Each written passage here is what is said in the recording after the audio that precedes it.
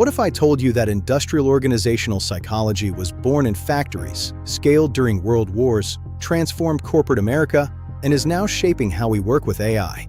This is not just HR. This is the science of human performance at work. Industrial organizational psychology began during the Industrial Revolution. Factories were expanding, production was scaling, and leaders asked one question: how do we make workers more efficient? Frederick Taylor introduced scientific management, time and motion studies designed to optimize productivity. Psychology entered the workplace not to understand feelings, but to improve output. This was the industrial side of the field. During World War I, the U.S. military needed to evaluate millions of soldiers quickly. Psychologists developed the Army Alpha and Beta tests, some of the first large-scale cognitive assessments. This moment established psychology as a powerful applied science. Personnel selection and psychometrics accelerated rapidly.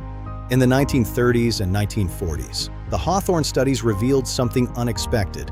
Productivity was influenced by social connection and attention. The field shifted from pure efficiency to understanding motivation, morale, and leadership. The question changed from how fast can people work to what motivates them to perform well.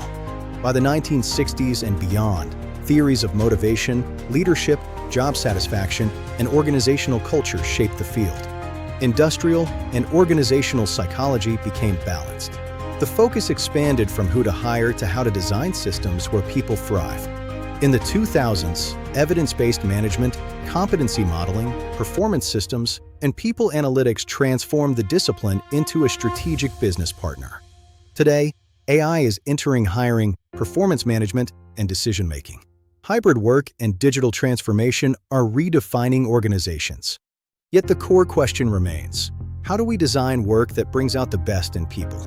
The future of work is not just technological, it is psychological.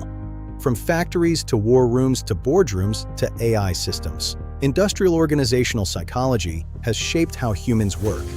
And the next chapter is being written now.